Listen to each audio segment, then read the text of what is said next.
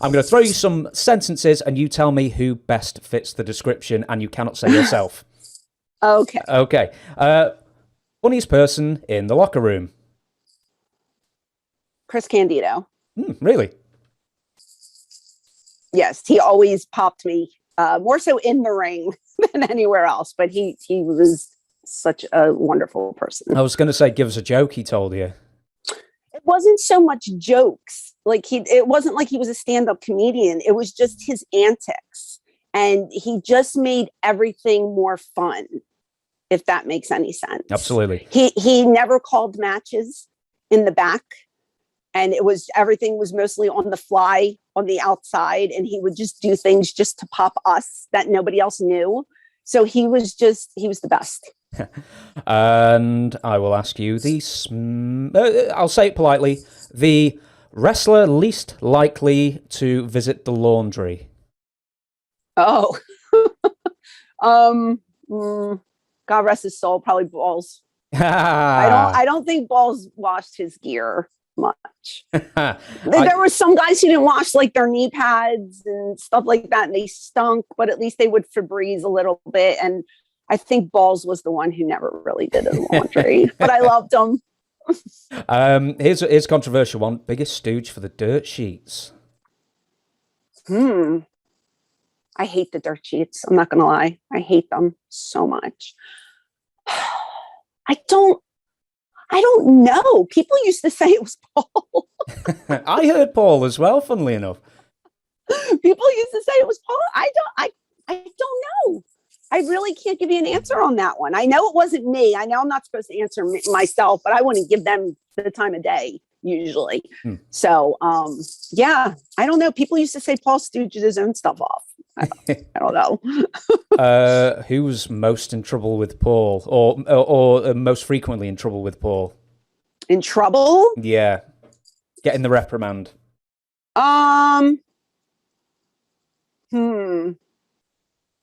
Probably, I don't know. There was incidents with Sabu. There was some with Scotty Raven. I don't know. Paul was usually known as one of the boys. Like, he didn't like being known as the boss. He wanted to be one of the boys more so. So he didn't really act like a boss unless he had to. But there were certain times that, somebody got arrested or we had to break somebody out before the show started, that kind of stuff. So, yeah.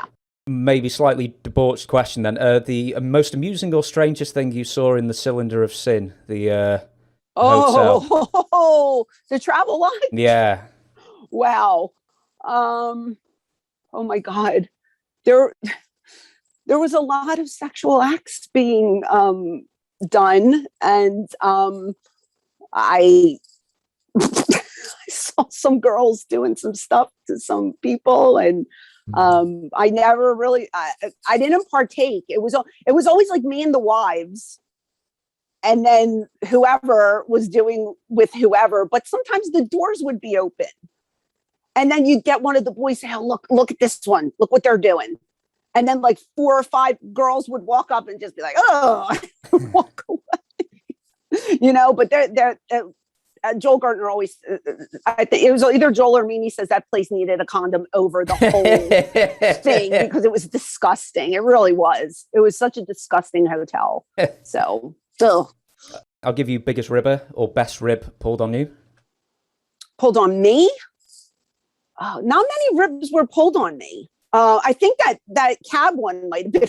I don't know.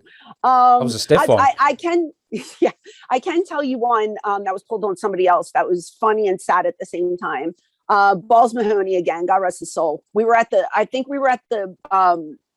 Minocqua, Pennsylvania. So it's Pittsburgh, the big Golden Dome where we used to do our TV, and we had a pay-per-view. And they had a beautiful locker room with showers and everything. And Balls comes back and he's bloodied, like so bad. And he's just standing there at first. And we're like, Balls, go take a shower. Like, you're gross, And he goes, no, I got to do an interview and I'm getting promo pics done. And I want my blood to show and all this stuff. And like, he was in the middle of the night, like the card. And I was like, oh my God, you have to wait like 2 hours. You're not going to take a shower. And he was like, no, I'm just going to wait. So we're like, whatever. So he's standing there, and the 2 hours go by, and he does his whatever he had to do. And I'm sitting there, and he comes walking in naked, crying like a baby. And I said, Balls, what happened? What's wrong? You guys ribbed me. I can't find my gear. You ribbed me. And we're like, and he's just covered in blood. His gig is like wide open. And he's naked, he's naked. And I said, nobody ribbed you. What is the problem? He goes, my bag. I lost my bag. No one can tell me where my bag is, blah, blah, blah. And like a half hour goes by, and he's just sitting in his own filth, crying his eyes out. And we looked around, we all get up and we look around, and somebody found it. They're like, is this yours? Oh yeah, I forgot I moved it.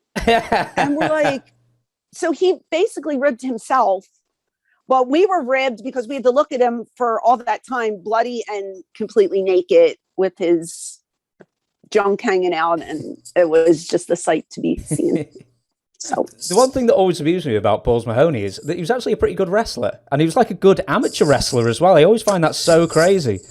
He started with Chris when they were like 14, 15 years old doing their own shows. And it's amazing how much he could do, just like New Jack, but they went the opposite way, and they got over for the blood and guts wrestling, so to speak. So, Balls could go. Yeah, you give the fans what they want rather than what you can do, I suppose.